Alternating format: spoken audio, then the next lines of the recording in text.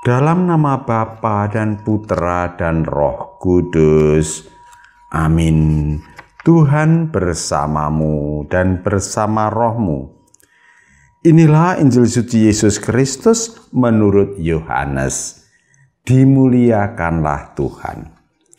Yohanes bab 11 ayat 45 sampai 56. Banyak di antara orang-orang yang Yahudi yang datang melawat Maria dan yang menyaksikan sendiri apa yang telah dibuat Yesus terhadap Lazarus, percaya kepadanya. Tetapi ada juga yang pergi kepada orang Farisi dan menceritakan kepada mereka apa yang telah dibuat Yesus itu. Lalu imam-imam kepala dan orang-orang Farisi memanggil mahkamah agama untuk berkumpul. Mereka berkata, "Apakah yang harus kita buat? Sebab orang itu membuat banyak mukjizat. Apabila kita biarkan dia, maka semua orang akan percaya kepadanya, lalu orang-orang Roma akan datang dan merampas tempat suci kita serta bangsa kita." Tetapi seorang di antara mereka, yaitu Kayafas, imam besar, pada tahun itu berkata kepada mereka, "Kamu tidak tahu apa-apa. Kamu tidak insyaf bahwa lebih berguna bagimu jika satu orang mati untuk bangsa kita daripada seluruh bangsa kita harus binasa." Hal itu dikatakan Kayafas bukan dari dirinya sendiri, tetapi sebagai imam besar pada tahun itu, ia bernubuat bahwa Yesus akan mati untuk seluruh bangsa. Bukan untuk bangsa itu saja, tetapi juga untuk mengumpulkan dan mempersatukan anak-anak Allah yang tercerai-berai. Mulai dari itu mereka sepakat untuk membunuh dia. Karena itu Yesus tidak tampil lagi di muka umum di tengah orang-orang Yahudi. Ia berangkat dari situ ke daerah dekat padang gurun, ke sebuah kota yang bernama Efraim. Di situ ia tinggal bersama murid-muridnya. Waktu itu hari raya Paskah orang Yahudi sudah dekat, dan banyak orang dari negeri itu berangkat ke Yerusalem untuk menyucikan diri sebelum Paskah itu.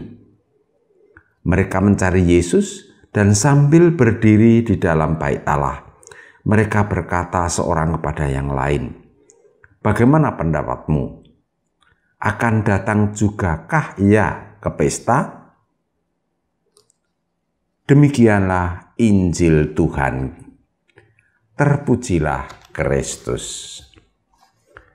Saudara-saudara yang dikasihi Tuhan dan yang saya gemateni, renungan saya pada tanggal 27 Maret 2021 ini berjudul Parno. Bacaan diambil dari Yohanes bab 11 ayat 45 sampai 56. Parno adalah istilah yang muncul akhir-akhir ini setelah adanya pandemi COVID-19. Parno sendiri adalah akronim atau singkatan dari paranoid. Para ahli psikologi menerangkan bahwa paranoid adalah gangguan mental yang diderita oleh seseorang yang meyakini bahwa orang lain ingin membahagiakan dirinya. Jika gangguan ini punya alasan dan hanya terjadi kadang-kadang, namanya takut atau waspada. Tetapi kalau sudah menetap, tidak masuk akal, dilebih-lebihkan, dan membuat orangnya stres, namanya paranoid. Kemarin pada tanggal 25 Maret 2021 saya sudah mendapat suntikan vaksin yang kedua. Terima kasih kepada pemerintah Indonesia yang menyediakan vaksin gratis. Dulu menjelang suntikan vaksin pertama, saya sempat ditegur oleh 3 orang. 2 orang menegur saya supaya saya berhati-hati, jangan sembarangan. Kalau spesifikasi vaksinnya belum jelas, sebaiknya jangan diterima.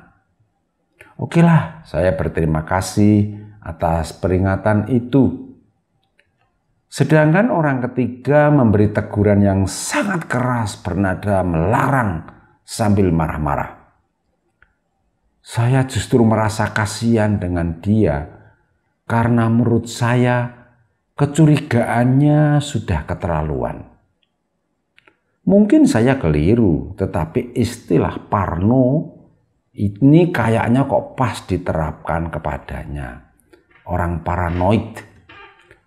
Orang ini tidak jahat, cuma mungkin mengalami gangguan mental saja. Saudara-saudara, dalam bacaan Injil hari ini dikisahkan bahwa para imam kepala membuat program pembunuhan berencana terhadap Yesus. Perencanaan mereka berdasarkan pikiran para pemimpin agama Yahudi yang paranoid. Yesus itu gak apa-ngapain. Yesus itu cuman berbuat baik dan mengajarkan yang baik. Lah kok malah dikira akan mengadakan rencana pemberontakan terhadap pemerintahan Romawi. Malah Imam Agung memberi alasan yang bagus sekali, lebih baik 1 orang mati daripada seluruh bangsa menjadi binasa. Ini kan berlebihan. Meskipun oleh penulis Injil Yohanes ini dimaknai berbeda, tetapi kira-kira pikirannya semacam itu. Kalau jalan pikirannya adalah bahwa Yesus ini memang merencanakan pemberontakan politis. Seperti kita tahu, akhirnya Yesus dibunuh. Syukurlah bahwa kisah ini ditampilkan oleh Yohanes, penulis Injil, untuk menguatkan para murid Yesus bahwa pembunuhan kejam berencana ini muncul dari gangguan mental para agama Yahudi dan Yesus tetap benar adanya. Yesus bukan pemberontak. Bahkan secara dramatis ketika disalib, Yesus disandingkan dengan 2 orang penjahat. Peristiwa itu bisa dimengerti sebagai pernyataan bahwa Yesus bukan pemberontak, Yesus bukan penjahat. Saudari-saudara yang dikasihi Tuhan,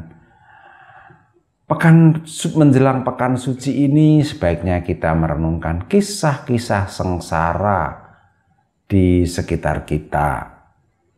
Pertama, kisah sengsara yang kita alami. Sebaiknya kita merenungkan jangan-jangan derita yang kita alami disebabkan oleh pikiran kita sendiri. Mulai dari kekecewaan karena keinginan kita yang tidak terpenuhi. Kemudian kita kecewa berat dan akhirnya menderita. Harap diingat bahwa dalam diri kita ada kecenderungan untuk menambah kebahagiaan dan mengurangi penderitaan. Kedua, jika penderitaan itu nyata, kita tidak perlu melebih-lebihkan. Sebab dengan penderitaannya yang ekstrim, Yesus telah mengajar dan menemani kita untuk menanggung derita. Ketiga, secara tidak sengaja kita kerap kali membuat orang lain menderita. Alih-alih membuat orang lain beruntung, malah menciptakan penderitaan bagi orang lain. Atau mungkin ada yang keempat, kelima, Anda punya bahan refleksi sendiri, silahkan direnungkan bersama Yesus, supaya menjadi bahan pembicaraan dengannya. Sebab kalau soal menderita, Yesus ini ahlinya. Saudara-saudara, marilah kita mohon agar hidup kita semakin menghasilkan buah. Artinya makin banyak orang yang merasa beruntung karena kehadiran kita, karena apa yang kita katakan, dan apa yang kita kerjakan. Amin.